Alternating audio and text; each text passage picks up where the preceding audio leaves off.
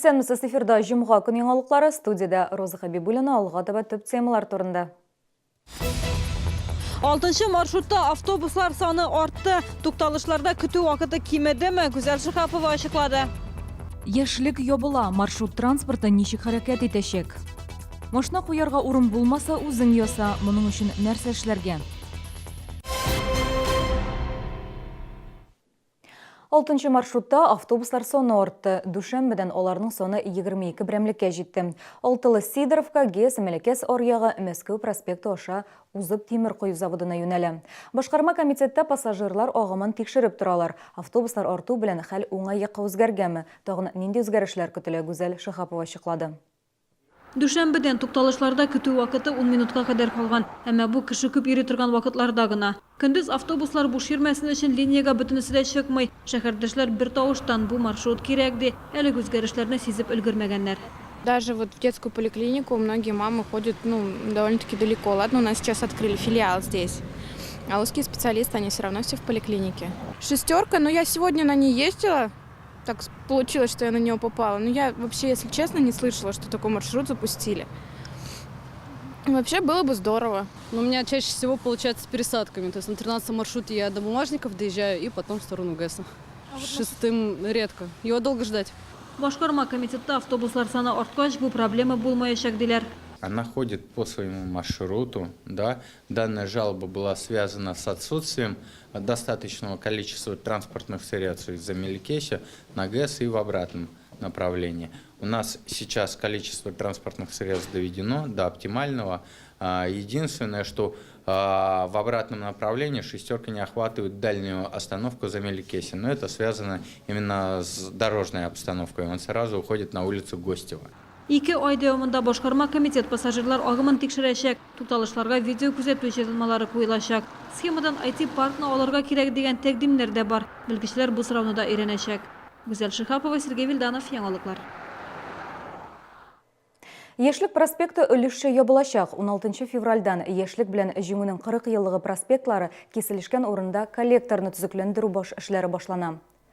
Шул уңайдан маршрут транспорты йөрешенә үзгәрешләр кертелә. Тимер кую заводына таба юл тотучы 42-нче, 7-нче, 35-нче, 6-нче, 10-нче номерлы автобуслар Яшьлек проспектын урап узачак. Алар башта җиңүнең 40 еллыгы урамына, автозавод проспекты буенча машина төзүчеләр урамына, шуннан заводка таба юл тотачак.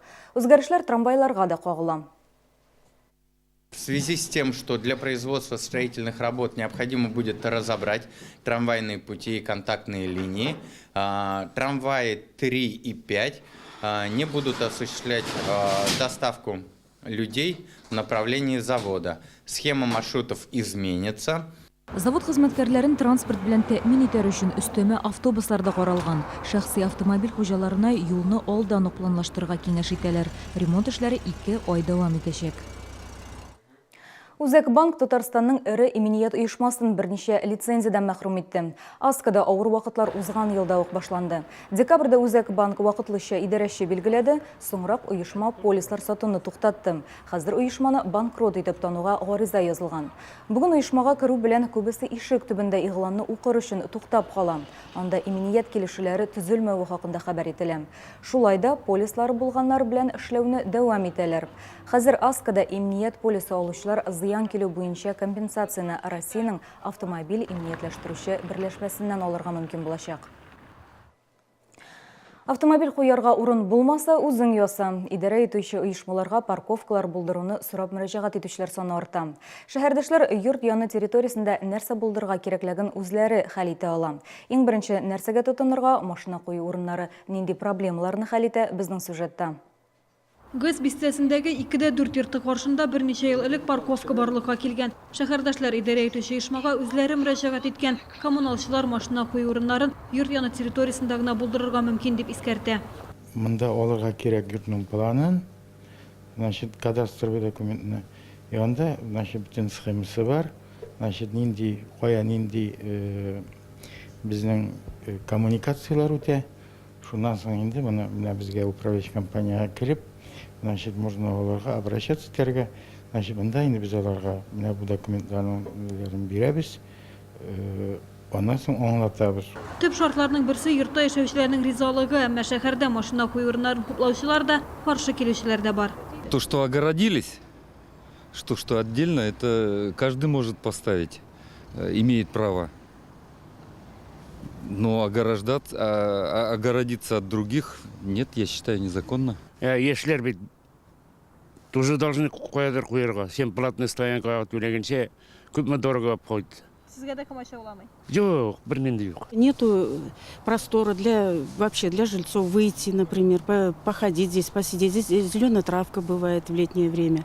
Хәзер чалларга эко-парковкалар булдырырга тәкъдим итәләр. Бу очракта яшеллекне дә саклап калып була. Әмма шунысын истә тотарга кирәк, парковка ясауга киткән чыгымнарына машиналарын шунда куючылар түли. Гүзәл Шихапова, Сергей Вильданов, яңалыклар. Шәһәрдәшләр Роспотребнадзор идарәсенә сорауларын бирә алачак. 13 февральдә идарә җитәкчесе урынбасары Любовь Авдонина видеоконференция режимында халыкны кабул итәчәк. Сорауларны көндезге 2-дән 4-кә кадәр биреп була. Конференциядә шулай ук Тукай, Мөслим, Минзәлә, Актаныш районнарында яшәүчеләр дә сорауларын бирә алачак. Видеоконференциядә катнашу өчен Зәп бистәсе Низамеддинов урамы 14-нче йорт адресы буенча Чолыдагы территориаль бүлеккә килергә кирәк. Кабул итүгә 12 февральгә кадәр экранда күрсәтелгән номерлар аша теркәлергә мөмкин. Бүгенге менә шулар иртәгә Төзүче стадионында, авыл хуҗалыгы ярминкәләре һәм яр буе паркында чаңгы ярышлары узачак. Файдалы үтсен ялларыгыз, сау булыгыз.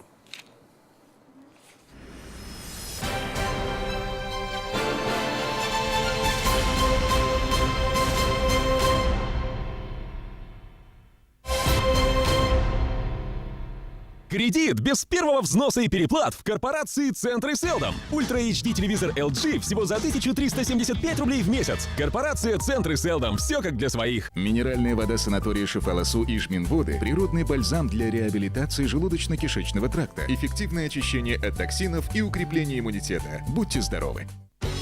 Компания «Армада» предлагает супер акция на стальные двери. Распродажа от 6000 рублей. На межкомнатные двери современный стиль. На теплицы сезонная распродажа. Скидки до 5000 рублей. На окна энергосберегающий стеклопакет в подарок. Художественная ковка, кованные заборы, навесы, беседки. Качество, надежность, быстрые сроки и цены от производителя.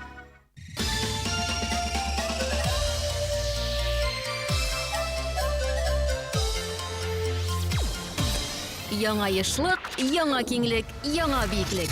Күңел радиосы Чаллыда 92.6 FM.